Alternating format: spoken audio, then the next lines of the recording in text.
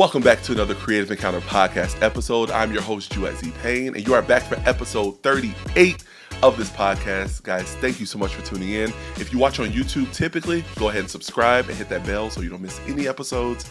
If you're on Spotify, please go ahead and leave us a rating there. If you're on Apple Podcasts, leave us a review on there so we can reach so many more Kingdom creatives through this podcast. But without further ado, I am back here with my guy, C.W. Allen. What is going on, bro? Man, not much. Just taking it one day at a time, man. Yeah, Thanks for having me back. Of course.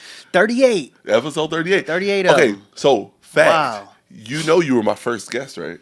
Yeah. I remember you saying that. Yeah. So pretty much I did my first episode back in October 2022, and then the week right after that, Dub was on there. So you helped start this whole thing, dude. Like the whole thing. I'm a pioneer. You're a pioneer, exactly, dude. Bro, I love it. And since then, a lot of things have changed. Yeah. So first thing, I watched our episode before, and I saw I had hair at that time. It's all gone now at this point. So a few months, some things changed, right? Yeah, it's all shiny up. So I'm MJ, Kobe, whoever you want me to be. But so pretty much that changed, and now your wife was just pregnant. Yeah. And you just had the baby. That's right. Dude, congratulations. Yeah, she's a week old now, week and a half. Crazy. Yeah, man. How is it? So it's a she. So now we little lady. It's it's beautiful. It's different. I got two girls, and so my first one has kind of had like this regression where I had to sleep with her last night. She's like, "You don't love me like you love baby," and I'm like, "No, it's just different. Like,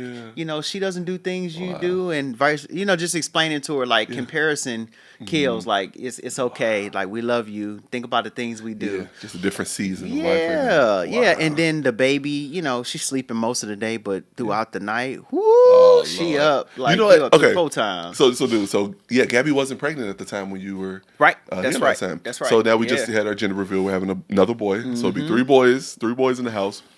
But sometimes when we chilling, we put the boys down to sleep. We watching our show, watching Hulu, chilling. And then the baby will start moving like crazy. And Gabby's like, "Oh, baby, look." I'm like, that ain't cute. That ain't cute because that's just showing me that at night he going to be waking up. That's what it's looking like. So I'm like, is this showing? Night owl. Yeah. So I'm like, oh, Lord. So and you can't store the sleep up. You can't. Oh, my goodness. It's crazy. But, dude, congratulations again. Thank you so much. I appreciate it, bro. Awesome. Yeah, so has it been on your wife's end? Because for me, we got the 3 boys. Gabby would really love, to have a girl. We'll see what the Lord does with that or whatever. But on your end, your wife, she has her 2 girls. And I remember you wrote that song back in the day. So how is it as far as like, are you guys going to, you want a boy in the future or, what's going to, obviously it's too soon. Like she like, let me rest first. You know what? We actually talked about it a little bit, but for the most part, we pretty content. Yeah. Like I was at the hospital and they were like, "Okay, Dad, so is this it? Are you getting a vasectomy?" And I'm like, "Yeah, but not today though." It ain't my birthday yet. Yeah, but right. But they ask you about birth control and all of that stuff. And we just in a place where, excuse me. My wife has a kidney disease, which she's pretty open about. You did mention it. Nothing super crazy, but like she takes medicine to keep her kidneys from being overrun and torn up by protein. Wow. Excess protein. So it's a risk every time. Right. So you stop taking medicine when you're pregnant. So that's 9 months of not taking the medicine where you have extra protein seeping out the kidneys that this medicine prevents. That the protein can tear the pores of the kidney up. Yeah. So it's like, do you risk another 9 months of not taking medicine as we getting older and you don't heal as fast? Wow. And so for me, I told her, I'll follow your lead on it. If you decide you want to have another baby, great. Yeah. But if you don't, it's okay that I don't have a boy. Like maybe my daughters, I have a little CW or something. I'm really content, and my girls are amazing. So for me, it's one of them things where I think my wife's life and her quality of life down the road is more important than me trying 2, 3, 4 times just to have the heritage of a son who let's be honest, girls are the ones that come back and take care of their folks. The boys disappear. I'm out. They leave and cleave and leave. Exactly. So we're pretty content. That's cool. Cool. I love it, man. That's awesome.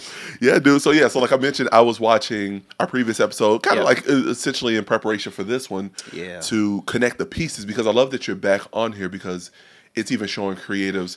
We talk about stuff on this show, and then people are actually following through, and you can actually kind of just see the season shift and going into the things that we talked about previously. Right. So we literally talked about one big thing I noticed. We talked about how you're a storyteller, and how your story has evolved from album to album. From it was one point where you mentioned, your stuff will be heavily faith based initially. Then you're like, let me put some of my personhood, is how you said it. I like that. You put some of my humanity, my personhood in this lyrics. Now I'm connecting with people even more because they're like, yo, I can relate, even if I'm not a believer yet, I can relate to that and connect on that level and stuff too, Yeah. And then now you're taking it to what's trending even nowadays and stuff, and creating a whole new project that I want you to share today. So just kind of connect those pieces for us. Yeah, so I think the storyteller idea really began with my last job at Ministry on the South Side Sunshine Gospel, and excuse me, I was approached about this role and taking it, and they were like, "So walk with us for a second," because I had applied for something different, and this was like their counter, or like what they thought would be a good idea for my skill set. And so he's explaining the role to me, and he's like, "We want you to be our storyteller." And I'm like, "Oh, no way. What the heck does that mean?" Right, Is but that made even for up? them to say that, that's I'm random. like, what the heck does this mean? And so he begins to show me how there are actual organizations that have storytellers, people who, in essence, are kind of like a creative communicator of the brand story. That's what says under the branding category. That's right. Yeah. So they'll do presentations. They'll create. They'll work with the creative team to create videos and marketing and things that best tell and craft a story where people are engaged and pulled in versus something being pushed at them. And I'll tell you, it was a beautiful experience because I was like, I'm naturally a storyteller. It's just how I'm wired. It's always been the way that I teach and speak and preach and even make music is very much woven around the gift of storytelling that I didn't know was actual practice that people pay others to do. And so my thought was like, man, this would be dope if, later I could turn this into something bigger for other organizations. Wow. But I think that's where my wheels started turning. I always thought being a creative meant, either I'm doing it musically or I am just making graphic design. And that was kind of like the bulk of it. I didn't see that other gift as an actual commodity as a profession. Exactly. No way. That's so cool, dude. And I noticed that you were a storyteller when we did that show together, when we did your live. That's the way I craft my sets. Yeah, that's how you craft your sets. That's how I think. I love that. Because when we were doing that, I love how you put those songs in between, in the middle, like those intimate, like love songs and stuff in between to segue to the next phase of the night, and it just kind of got people vibing. Because people can listen to your records, and you hope that they memorizing these lyrics and all of that stuff. But then it's like when you start doing these songs that people are like more familiar with off the radio and all that stuff, whatever, and then weave that in. Even on the back end, they get more hype too, because it's like, oh, now I'm feeling it because you put that in there, and now like I'm a little bit more, I guess, attentive. It's an experience. Yeah, it's just a whole experience thing. Yeah, that's so cool. I love that, man. And it's crazy. Like when we have like our shows, I like to have like a live painting. I like to have dance. So like when we do the event next Saturday, there's gonna be live dancing component as the music is going and stuff. Just kind of have all those layers of creativity mixed together. I love that absolutely so much. But yeah, okay. So with your project, tell us the name of it and what direction you're going with this. I'm super excited. So thank you, man. I don't know why I'm frothing. Oh no, you good. Yeah. Let me take a sip. Yeah, get your sip on. We're gonna get our sip on real quick. Come back for this commercial break. Hold on. Sponsored to you by the Blanks. Yeah, by the Blanks. No, somebody gonna make a brand. Right. This is timestamped. Yeah. So for me, the next, so this project, when I approached it, I wanted to create something where it wasn't me just telling my story. I think I've told my story and fleshed it out in a number of ways. I wrote a book. I have a few albums that talk through my story, and I do have new story that has been developing that I haven't created and turned into music. But I just felt like it was time to think about how do I best use my storytelling gifts to communicate something. Like I've always thought about like how dope would it be to work for like the Star Wars franchise or like at a Marvel movie, helping write the script or be a part of the cast in some way. And I don't know if I'll ever have an opportunity like that, unless someone, opens some doors for your boy. But in that, I was like, well, what can I do right now where I create experiences where you live inside of a story? So I began frameworking. So it actually started with a friend of mine who gave me a birthday gift. She gave me a ring from Nairobi that she had. And she said, I had this ring for about 5-6 years. I didn't know. Is she from there or she just traveled there? She went there. She was there in school and, like a foreign exchange program. So she was like staying with a family. And she was our roommate for about 3-4 years. So she's like family to us. And she gave me this ring for my birthday. She said, because I know you like lions. And it was this ring, like this gold-plated ring of a lion. And I started looking at it. I'm like, this ring dope. It only fit on my pinky, small ring. But I'm like, I don't rock. No, I'm not. Okay. I'm like, I don't rock pinky rings. But I was rocking it, just playing around. And I was like, you know, this is like something like a gangster would wear, or like, you know what I mean, like somebody who a boss. And then I started thinking about this story of like, what would it look like to create a character around this ring, as silly as that sound. So I created this character named Lion Star. And Lion Star is a hip hop artist in his 30s who finally gets his big break as a hip hop artist out of Chicago. That sounds like you a little bit. It does. It's a similar story, but you will see we different. He ratchet. Okay. So the first EP I did, I wanted to feel like kind of like a Kendrick Lamar, Good Kid, Mad City vibe. Probably not as immersed in the actual action of the story, but he's in interviews. So he's in these radio interviews. You hear him talking with enthusiasm, kind of like a Nipsey Hussle or a young Kanye, just excited, telling these stories.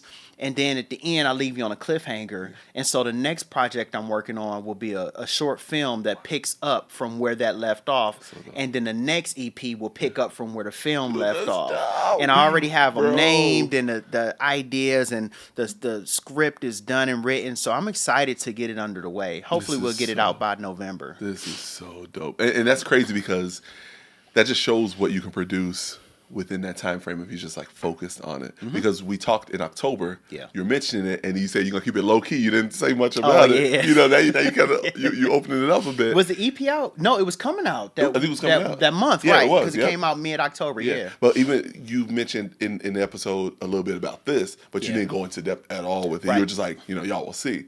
And now, right now, we're in July. And it's like it's all coming to fruition. I'm like, how do you create Marvel's cinematic universe with something? Like as a hip hop artist, I don't think often we think about like the ethos of what a project can be. And this is something me and you were talking about off camera, is how as an artist, I think for years I thought, since I was 19 when I started rapping, like rap, do shows, you know, minister to people, you know, encourage their faith journey in life wherever they're at, and make money. And that's like the end of it. But like, can I really realistically do that in my 50s and 60s? Maybe I'll still have a fan base and be able to do some shows here and there. But how do I create an ethos of a brand where it's not just simply me as it's dependent on me as a hip hop artist. So that's where being a storyteller comes in, and a graphic designer and a businessman who helps other artists. So I'm just thinking about different ways to allow the essence of who I am to flow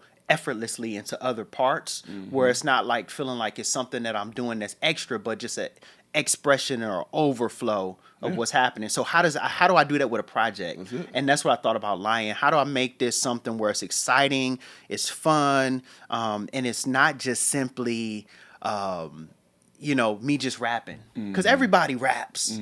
And a lot of people are really good, better than I am. But what stamp can I create or do that makes this excellent, where it's like, that's authentic to who C-Dub is? You know what I mean? Come on, bro. That's so good.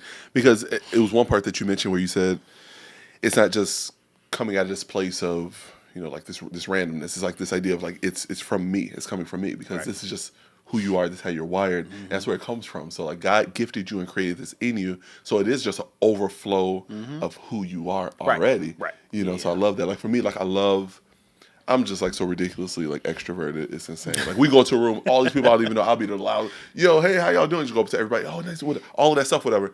So like even just like having this, I love talking to y'all, because it's it's a mix of how we talked about even before. We talked a lot right before even shooting this of how we love serving and helping other people and stuff, right? So it gives that thing of like, I can put whatever you guys are doing out there, but then I get this conversation. I'm getting filled too. Yeah. So like these conversations fill me up and stuff. Being around people encourages me. So it's just like using your gifts and just like it pours back into you.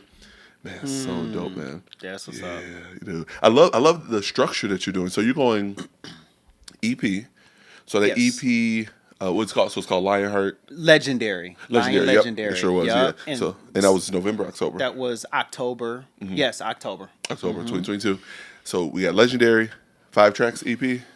Yes. Yeah. Yep. Now you're gonna have this short film. This is gonna be so dope. I'm so excited. Yeah. I'm so excited. So short film should be somewhere around 15. Yeah, 14, 15 minutes. It's like a 15-page script, so somewhere probably around 15 minutes in totality. Can you make it about like 90 minutes for a brother? Man, that'd be nice. I ain't got the bread for it, though. You're like, this will drop in 2050. Right, yeah. And that's, that's part of one of the reasons I was glad that I got to spend time with you to talk about, like, even some of that aspect of it. But, so the film, right now we just kind of titling it The Legendary Film, so it just kind of plays off the Legendary theme. And then the next project, you'll be the first person to hear the title. It's called Ego. And there's a reason why it's called Ego, and you'll see at the end of the film. Okay. Yeah. Oh, so you setting us up again? Yeah. You setting us up again for you to come back for let me see, because episode 55 or something like that. Yeah, because after that last EP, ideally the way in my mind it works is there's the first EP to film, the second EP, and then the third EP. Right, and in the film, depending on financially how we do, with our fundraising and stuff, I would love to do a soundtrack exclusively for that with different artists. So it almost feels like its own self-contained thing, not my project curated by me, but just different artists who are part of this bigger Legendary film. You know how insane that is? Yeah. You know how insane that is? Okay, so you got to give me a record. Right, exactly. There we go. That's what I'm talking about. Yeah. So we got to shoot all of them. I was already thinking like, okay, I'm gonna need to be on base for that whole thing. Like I'm already excited. Okay, so pretty much me and my guys, we just had rehearsal this week for the show on the 22nd, and we were talking about how some of the music nowadays is just really just similar. Like if you listen to like contemporary Christian music or even just like the pop music and stuff, a lot of it's kind of following like the same templates, kind of just doing the same stuff. But there were so many artists. Okay, so like we're talking about Israel Houghton specifically. Yeah. The time that he came out, sometimes it's timing He broke too. through. He broke through with like just this new sound, gospel, but now fusing it with contemporary Christian, but adding these elements, this flavor to it that was just, this is Israel. Yep, that's right. You know what I'm saying? And now he has like new stuff coming out that's starting to sound like fresh again, new stuff and all that, whatever. But what I'm saying with what you're doing, this just sounds so just like revolutionary in the same way. I hope so. Yeah, I do. I really do. Because I feel like even like the way that I write and make music, I've always thought more. I'm a hip hop artist. I love hip hop. It's my culture. It's who I am. But musically and structurally, I haven't always thought like a hip hop artist. Like I'm okay if I don't write a full 16. Most of my verses are 12 to 8 now, and that's been that way before it changed in the industry. When music industry shifted to dropping releases on Friday from Tuesdays to Fridays, I had did that 3 projects prior because I thought about music like a film. And my mindset was like, if films come out Friday, why shouldn't the music come out Friday? So it's like a grand opening. Like that's just how I think. Yeah. And so for me, I write music with bridges and I enjoy the art of crafting a good chorus and just thinking through the musicality of it. Like when I get beats, I tear them apart and build them back up, and I'm creating, elongated pieces of music where I hire someone like, yo, can you come play guitar on this? The producer probably didn't see that, but I do as I'm in the process of it because I listen to Michael Jackson and like these Stevie Wonder and Marvin Gaye and her and just these different amazing artists who are not quote unquote hip hop, but they take music and they stretch it to its full capacity where it's like you've had an experience. That's it. You know what I mean? And so that's the way that I'm trying to think about all the art I do. I don't want to just rap real quick, get out, give you a quick slap like. You might get a slap or two, but I really want you to live with the music. That's my hope. Yeah, man, dude. And you started flipping the script even when you did your hip hop album live, like with loved it, live man. instrumentation. I can't wait to do another You already one. know that's my favorite record, dude. Oh, you already man. know. So it's like even just it's hard that. talking about that record because I know. not in the sense that like we just put so much into that record, and I feel like you can feel all of the talent, the gift, and the blood, sweat, tears, everything that went into the album. You feel it, dude. Right. And Yeah. and it's just hard when you don't have the financial capacity to really push it, or if someone else did that album who had a bigger name, it would be like, this is revolutionary, you know. And I know there's been other hip hop artists done live stuff. But in the spaces that we're in, I just don't think that's a frequent thing, especially it's like a Christian MC. And so I just felt like it was one of them. Like every time we talk about it, me and my producers like, man, hopefully it get another second win because I feel like it's just a really beautiful. And I feel like Legendary will segue into that because Legendary is so revolutionary. Is going to connect to be like, yo, Dub dropped this. What else? What was this? I feel like that's gonna have to come back around. I hope so because it stands on its own. Like I built that it's like thinking about it as a hip hop album that could be done in worship spaces, that could be done alongside a rock band, that could be done in an opera stadium. Like you could do a full live band, cello section, all of that with the way that we produced it. It's just one of those records where it's like I feel like it just transcends just like the genre of hip hop in the sense of like just rapping on a 2-track. Like FC produced that. Like I have real bass players and drummers and people who came in and did stuff. So I love that project as you can tell. I know wasn't even here to talk about it, but I feel like Still Dreaming is just Still Dreaming. Yes, it's just a beautiful project. It really is. Yeah, it really is. yeah. It's dope Because of the people involved. Yeah. Now, I think I asked you before. Now, do you have do you play any instruments? Like, Not really as much. I mean, I started guitar, so I could pluck the youth leader chords. You know, right. Play them 4 chords. Capo to 2, E, G, C, D. You know, that stuff. But I probably could if I really spent some time with it. I just haven't, and so now I think now in my mid 30s, I don't know if I had a capacity to really sit down and pick up an instrument the way that I want with just life. But I do produce in the sense like I could tell you what I want, I can hum it. I can beatbox most of my beats and percussion lines, and then it just must be the producer in you because you're very musical. You have that musical ear. I am, I'm sufficient enough to jump on Logic or a DAW and break a beat up and clean it up and take the sections and move them and all of that. So I can produce, but it just I'm not producing from scratch because I don't have the time to develop that element. But no, and be dope at it. But you hear the elements that go well together. That's right. That's a God-given gift to be able to hear like, okay, this puzzle piece or this block connects to this one. This works well together and stuff. That's so good. I love it, man. Okay, cool. So you mentioned for a hot second that your project right now is in the fundraising phase. Yes. Okay. Yeah. So tell us, because I want all of y'all to jump on this because this is going to be an amazingly dope project. So I know I'm definitely jumping on this. Thank you. So of course, I appreciate that. Of well, course. you're already helping right now. Oh so. yeah, no, of course, bro. And the link and everything that Dub's about to talk about is going to be in the description. Yeah. But yeah, so tell everyone how we can jump in on this, what the goal is, by when, all that. If there's any type of how like Kickstarter may have like sometimes like if you give this amount, you get this kind of thing like a sticker. If there's any of those tiers, tell us the whole thing. Yeah. So for this Lion film, because I'm not a film director, I decided that I needed to work with people who are nuanced in just film in general. I just wrote the script. I didn't know how to best do it or articulate it. I didn't want to record it myself. So I hired a videographer, John Lamont, and he's super dope. He's done some videos for me, and very cinematic in the way that he thinks about things. And then he said, I have a producer that I think would kill it. She does this, and I didn't even know what the producer did in film.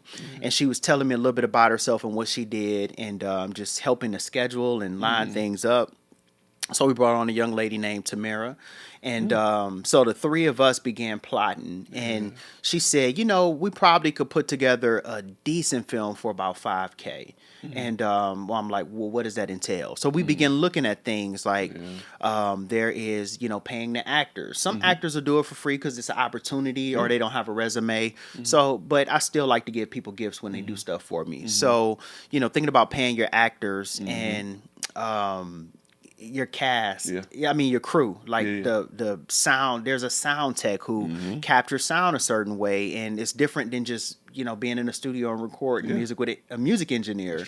It's just a different art and effects. But then there's also people who do the color, the coloration, and then you think about when you're on set for long days. So legally, you do 5 hours and you have to break. Who pays for the food? Usually the production company. Who's the production company? I'm the production company. So then you have meals for people and, not to mention thinking about locations, right? Renting places to do certain scenes and lighting that's needed. And it's just there's so many layers of things that need to be accounted for. And that's not even talking about the marketing and promotion of it. Sending it to Short Film Fest and, we want to do a real premiere, like where we are showing it on the big screen and people can have popcorn and we'll show a couple other indie films that day as well, documentaries that folks are focusing on. So, just thinking about all of that in totality, she said 5 initially, and then we thought about it and was like 10 would make more sense as we think about the marketing of it as well and really pushing it where it's just not something that gets 2 views on YouTube. Exactly. And I just think that's not fair to everybody who put their work and time into it. And my family for sacrificing. And so we said 10, looking at all of that, plus the gifts that people get when they donate. So we did it through Indiegogo. Okay, cool. And it's just under the Legendary Film. And we decided with the 10,000 that we wanted to give gifts or perks to people who who gave. And so there's different levels. So it's some of them are as low as $15. We'll make sure your name is in the credits, that type of thing. There's one for a t-shirt. We got a cast and crew t-shirt that's going to be exclusive to the cast and crew. But since you're a part of the crew, you'll get one as well. There's a sweatshirt. There's a movie premiere where you get 2 tickets and plus the that's stuff above. Cool. Wow. I even have one line item in there where you can buy equity in the project. So like if someone is willing, I think it's like $2,500, you'll get like 5% equity in the saga. So all from the point that the campaign ends for the next, I think it's it's either 3 or 5 years. We'll write up a contract, and you will be an owner in this project. So all of the streaming money, the live show money, the events, all the stuff that comes in from this, you'll get a percentage of that. So Lord willing, you'll get your money back. But because you showed the investment in that. Exactly. So there's just different perks for people who want to be a part of this in different levels. And I really want this to be a journey.